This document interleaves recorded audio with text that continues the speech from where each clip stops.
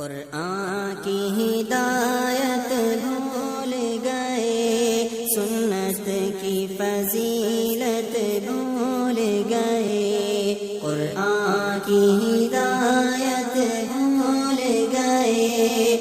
مدینہ منورہ کا وہ سفر جو نصیب والوں کو ملتا ہے، اور جو حضرات عمرہ کرنے والے ہوتے ہیں یا حج کو جانے والے ہوتے ہیں، ان حضرات کو مدینہ منورہ میں 8 دن رہنے کا موقع دیا جاتا ہے، چاہے حج کرنے والے ہو چاہے عمرہ کرنے والے ہو۔ یہ مقدس اور رحمتوں کی نگری ہے مدینہ المنورہ، جہاں پر نصیب والوں کو، خوش نصیب لوگوں کو اللہ رب العزت کی جانب سے بلایا جاتا ہے، اور لوگ وہاں جا کر اپنے وقت گزارتے ہیں، 8 دن رہتے ہیں۔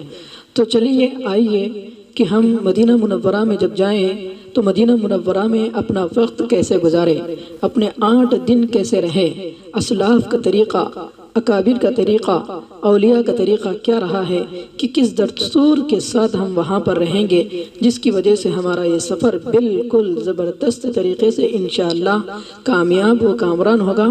تو اس کے لیے آج تفصیل سے سماعت فرمائیں۔ سب سے پہلی بات یہ ہے کہ دوستو، مدینہ طیبہ کا ادب اور احترام ہمیں کریں۔ مدینہ طیبہ وہ مقدس شہر ہے جس کو نبی رحمت صلی اللہ علیہ وسلم نے ہجرت کے لیے منتخب فرمایا، اپنی دعوت کا مرکز اور حرم قرار دیا، اور اس کے لیے برکت کی دعا مانگی۔ اس شہر میں فوت ہونے والوں کو اپنی شفاعت کی خوشخبری سے نوازا۔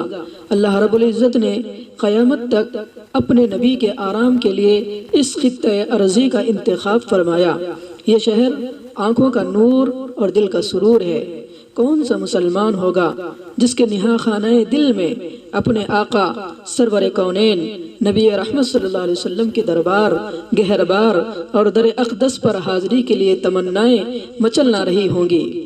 اللہ تبارک و تعالیٰ کی محبت و عظمت کے بعد مومن کے پاس اصل سرمایہ نبی رحمت صلی اللہ علیہ وسلم کی محبت و عظمت ہے۔ آپ کی زیارت، آپ کے دربار عالی مقام کی حاضری ہر مومن کے لیے سرمایہ سعادت و نجات اور ترقی درجات کا سب سے بڑا وسیلہ ہے۔ اس لیے محبت نبوی سے سرشار ہر صاحب ایمان کی دلی تمنا اور آرزو ہوتی ہے کہ اسے مدینہ کی حاضری، روضہ محبوب صلی اللہ علیہ وسلم کی زیارت نصیب ہو جائے، اور سرور انبیاء صلی اللہ علیہ وسلم کی مقدس چوکھٹ پر جبہ سائے کی دولت مل جائے۔ اس لیے جب مدینہ منورہ کی حاضری کا ارادہ ہو تو جسمانی طور پر ہمیں چاہیے کہ سب سے پہلے ہم غسل کے ساتھ ساتھ، جسمانی غسل کے ساتھ ساتھ روحانی غسل بھی کریں، یعنی اپنی تمام گناہوں سے سچی پکی توبہ کیجئے، لباس تبدیل کیجئے، عمدہ اور بہترین قسم کی خوشبو لگائیے۔ خوشبو ایسی نہ ہو کہ جس سے لوگوں کو تکلیف ہو۔ مسافر مدینہ کو چاہیے کہ انتہائی ادب و احترام اور عشق و محبت سے سرشار ہو کر اور مست ہو کر درود و سلام کا نذرانہ محبت بارگاہ نبوت میں پیش کرتا رہے۔ اور ایک قانون یاد رکھے کہ مدینہ منورہ کے ابتدائی سفر سے انتہائی سفر تک کم سے کم 40 مرتبہ ہم آپ صلی اللہ علیہ وسلم پر درود پاک پڑھیں، اور ایسی تسبیح اپنے پاس رکھیں جو نمبر والی ہوتی ہے، 1 2 3۔ تو یہ تسبیح سے ہم گنتی کے ساتھ آپ صلی اللہ علیہ وسلم پر کم سے کم 40,000 مرتبہ 8 دن کے سفر میں ہمیں درود پڑھنا ہے۔ یہ بات ذہن میں رکھ لیں، اس کو بٹھا لیں۔ یہ کم سے کم عاجز نے تعداد بتائی، اس لیے کہ آپ صلی اللہ علیہ وسلم کی حدیث ہے تحادو و تحابو، ہدیہ دو محبت بڑھاؤ۔ ہم نبی رحمت صلی اللہ علیہ وسلم کو کیا ہدیہ دے سکتے ہیں؟ صرف درود ہی تو دے سکتے ہیں، اور درود وہ بھی اتنے کم نہ ہو کہ بھئی 100 200 500 نہیں، بلکہ کم سے کم 40,000 تو ہمیں آپ صلی اللہ علیہ وسلم کے دربار میں پیش کرنا ہے درود پاک۔ تو کم سے کم 40,000 کی بات کو یاد رکھ لے۔ ایک حدیث میں خود نبی رحمت صلی اللہ علیہ وسلم فرماتے ہیں، من صلی علیہ صلاۃ واحدہ، جو مجھ پر ایک مرتبہ درود بھیجے گا، صلی اللہ علیہ عشرہ، اللہ رب العزت اس پر 10 درود بھیجتے ہیں، 10 رحمتیں بھیجتے ہیں۔ تو اس طرح ہمیں اللہ کی رحمت بھی ملے گی، اور نبی رحمت صلی اللہ علیہ وسلم کو ہدیہ بھی ہم پیش کر سکیں گے درودوں کا۔ اس لیے مدینہ منورہ کے سفر میں یاد رکھیں، گنتی والی تسبیح ہمیشہ ہاتھ میں رہو، چلتے پھرتے اٹھتے بیٹھتے، بازاروں میں، گلیوں میں، مسجد نبوی میں، مسجد نبوی کے باہر میں، اپنے روم میں، بلڈنگ میں، ہوٹل میں، ہر جگہ تسبیح کرتے رہیں اور وہ درود کی تسبیح ہو، اور 8 دنوں کے اندر ہماری 40,000 تسبیح کی تعداد کم سے کم مکمل ہونی چاہیے، اس بات کو یاد رکھیں۔ مکہ مکرمہ سے مدینہ منورہ تک زمین کے ہر چپا، راہ طیبہ کی ہر منزل پر مسلمانوں کے شاندار ماضی، صحابہ اکرام کے عظیم کارناموں اور رسول اللہ صلی اللہ علیہ وسلم کی سیرت کے نقوش ثبت ہیں۔ اس لیے جب ہم مکہ سے مدینہ جا رہے ہوں تو بس میں اپنے چشم بصیرت سے راہوں کو دیکھتے رہے، راستے میں سو نہ جائے، بلکہ ہر گلی اور ہر پہاڑ اور ہر روڈ اور ہر راستے پر ہماری نگاہ جمی رہے، تاکہ دیکھیں اور دل میں یہ سوچے کہ نبی رحمت صلی اللہ علیہ وسلم جب مکہ سے ہجرت کر کے مدینہ طیبہ دکھے دل کے ساتھ ان راہوں سے، ان پہاڑوں سے کس کیفیت کے ساتھ گزرے ہوں گے۔ چشم بصیرت سے ان کو دیکھتے رہیے، رسول برحق کی دائمی پیغام کو دل کے کانوں سے سنیے، جس کی گونج ان پہاڑیوں اور وادیوں سے گزر کر دنیا کے گوشے گوشے میں پہنچی۔ آپ کی تیز رفتار سواری پختہ سڑک پر ہوا سے باتیں کرتے ہوئے بے خوف و خطر، آرام و اطمینان سے جب مدینہ منورہ کی طرف بڑھ جائے اور آگے چل جائے اور اس مبارک شہر میں ہم داخل ہو جائے، تو جب مدینہ میں داخل ہو تو وہاں پر چند ہی لمحوں میں آپ کے سامنے مسجد نبوی کا روح پرور منظر اور ہر مومن کی آنکھوں کی ٹھنڈک اور دل کا سرور گنبد خضرا آپ کی خوش نصیب آنکھوں کے سامنے ہوگا۔ دل دھڑک رہا ہوگا، ہاتھ پیر کانپ رہے ہوں گے، آنکھوں سے اشک جاری ہوں گے۔ آپ پوری محبت و رقت کے ساتھ درود و سلام کا نذرانہ پیش فرمائیں۔ مدینہ طیبہ میں داخل ہونے سے پہلے نہانا مستحب ہے، یعنی مکہ سے نکلتے وقت ہی نہا کر اچھے کپڑے پہن لے، لیکن اگر وہاں ممکن نہ ہو تو مدینہ میں داخل ہونے کے بعد نہا لیجئے۔ آپ جب مدینہ منورہ پہنچیں گے، کیونکہ لمبے سفر نے آپ کو تھکا دیا ہوگا، مکہ سے مدینہ تقریباً 6 گھنٹے یا 7 گھنٹے کا سفر ہے، جو تقریباً 450 کلومیٹر ہے۔ بس سے اگر جائیں گے تو ہمیں اتنا وقت لگے گا، اس لیے اتنے وقت میں اگر جب ہم پہنچے تو مسجد نبوی کے پاس مدینہ منورہ میں پہنچیں گے تو اس وقت کسی نہ کسی نماز کا وقت قریب ہوگا۔ تو سب سے پہلے ہم سامان کمرے میں رکھیے اور اطمینان کے ساتھ طہارت و وضو سے فارغ ہو کر مسجد نبوی پہنچیے۔ بسم اللہ والصلاة والسلام علی رسول اللہ، اللہم اغفر لی ذنبی وافتح لی ابواب رحمتک، یہ دعا پڑھ لیجئے۔ پھر پورے ادب و احترام کے ساتھ دایاں پیر پہلے رکھیے، اندر مسجد میں داخل ہو جائے اور نفل اعتکاف کی نیت کرے۔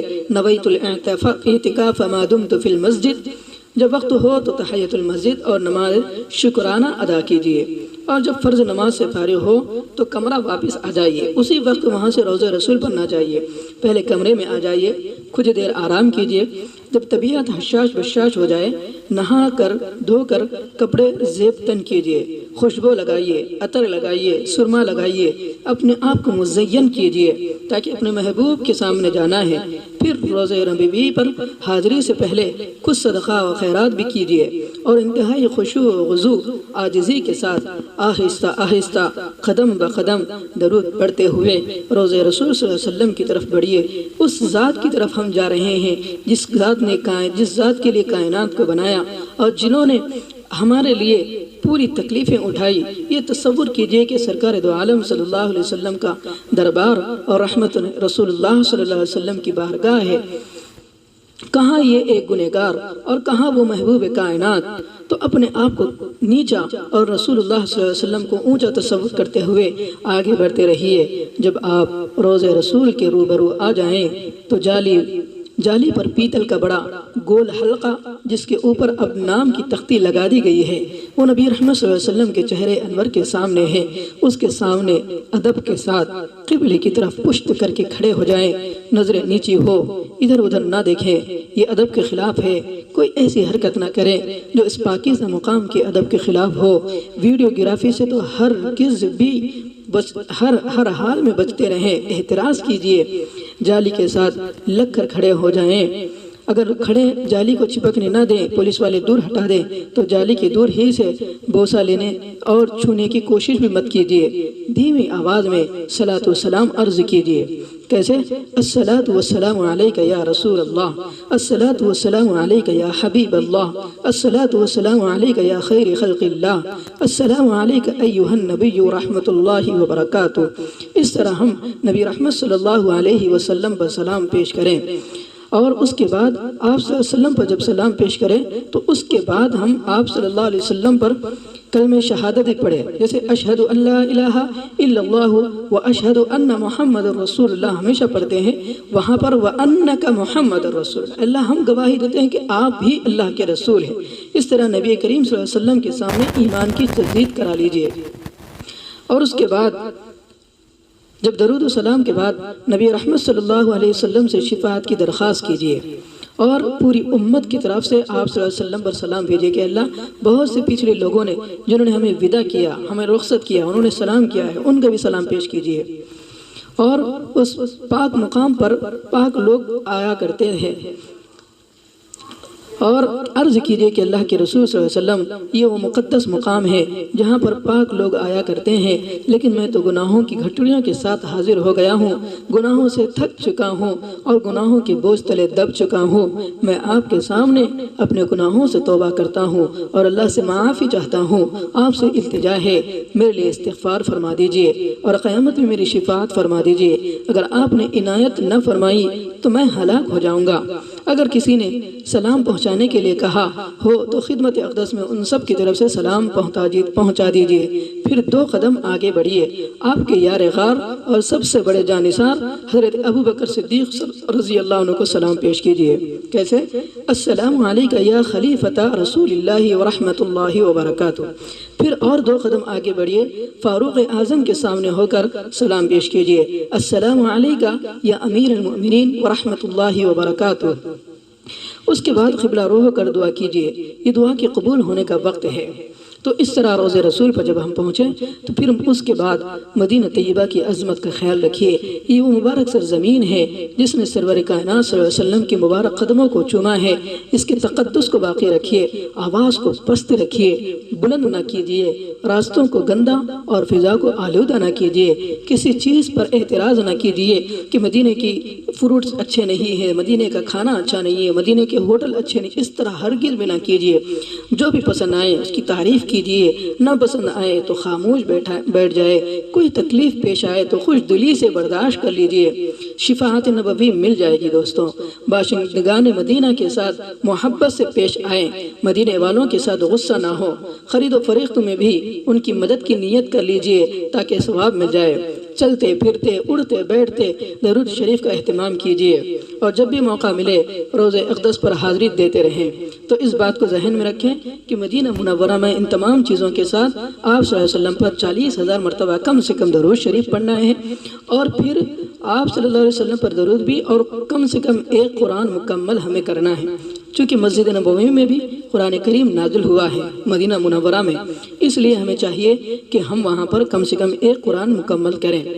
پھر دوسری بات یہ ہے کہ مسجد نبوی میں ریاض الجنہ ہے، جو رسول اللہ صلی اللہ علیہ وسلم کے گھر اور ممبر شریف کے درمیان کے حصے کو کہتے ہیں۔ ما بین ممبری و بیتی روضۃ من ریاض الجنہ، آپ صلی اللہ علیہ وسلم نے فرمایا میرے گھر اور ممبر کے درمیان ریاض الجنہ ہے، جنت کے باغوں میں سے ایک باغ ہے۔ لہذا ریاض الجنہ کہ جب وہاں پر ہم موقع ملے اور حاضری کا موقع ملے تو حاضری دیجئے، مکروہ وقت نہ ہو تو 2 رکعت نفل پڑھیے، صلاۃ الشکر ادا کیجئے، اور پھر صلاۃ الحاجت بھی پڑھیے، اور دعا کیجئے کہ میرے اللہ آپ نے دنیا میں جنت کے باغوں میں سے ایک باغ میں پہنچا دیا، کل قیامت میں جنت سے محروم نہ فرمائیے۔ خواتین کے لیے بھی روضہ رسول اور ریاض الجنہ تک پہنچنے کے لیے فجر بعد، ظہر بعد اور عشاء کے بعد رات 2 بجے تک وہاں پر پردے لگا کر ان کو راستہ بنا دیا جاتا ہے۔ بعض عورتیں روضہ رسول اور ریاض الجنہ میں حاضری کے لیے دوڑتی ہیں، دوڑے نہیں، شور نہ مچائیں، کان بڑی آواز سنائی نہیں دیتی، یہ سخت گناہ ہے دوستوں۔ اس بے ادبی کی وجہ سے زندگی بھر کی نیکیاں برباد ہو جاتی ہے۔ ادب وقار کو برقرار رکھیے، اور ریاض الجنہ میں وہاں پر نماز پڑھیے، تسبیح کیجیے، وقت ہو تو تھوڑی قرآن کریم کی تلاوت بھی پڑھ لیجیے اور تسبیح بھی کیجیے۔ یہ ریاض الجنہ کے اندر جتنا ہم اچھا موقع ملے اور وقت گزارے، اللہ رب العزت کا شکر ادا کیجیے۔ اس کے بعد مدینہ منورہ کی زندگی میں ہمیں اور کیا کرنا ہے؟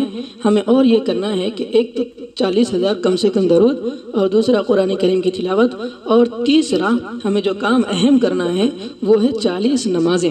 ہمیں 40 نمازوں کا موقع دیا جاتا ہے، تو مسجد نبوی میں 40 نمازیں کامل طور پر، مکمل طور پر 40 نمازیں تکبیر اولیٰ کے ساتھ پڑھیں۔ حدیث پاک میں نبی رحمت صلی اللہ علیہ وسلم فرماتے ہیں جو میری مسجد نبوی میں 40 نمازیں تکبیر اولیٰ کے ساتھ پڑھے گا اسے 3 پیمانے ملیں گے۔ پہلا پیمانہ یہ کہ اللہ تعالیٰ اسے نفاق سے بری فرما دیں گے، اور دوسرا پیمانہ نبی رحمت صلی اللہ علیہ وسلم کی شفاعت اس پر واجب ہو جائے گی، اور تیسرا پیمانہ دوزخ کی آگ اس پر حرام ہو جائے گی۔ یہ بہت بڑا انعام ہے دوستو۔ سب سے پہلا انعام ہی بہت بڑا ہے کہ نفاق سے ہم بری ہوں گے، اس لیے 40 نمازیں تکبیر اولیٰ کے ساتھ پڑھنے کا بالکل قابل طور پر، اور کوشش کر کے ہم یقینی طور پر 40 نمازیں تکبیر اولیٰ کے ساتھ پڑھیں۔ بسا اوقات نیند کا غلبہ ہو جاتا ہے، رات کو تھک جاتے ہیں تو گھر میں نہ سوئیں، ہوٹل میں نہ سوئیں، مسجد ہی میں جا کر لیٹ جائیں تاکہ فجر کے وقت میں آسانی کے ساتھ اٹھ سکے۔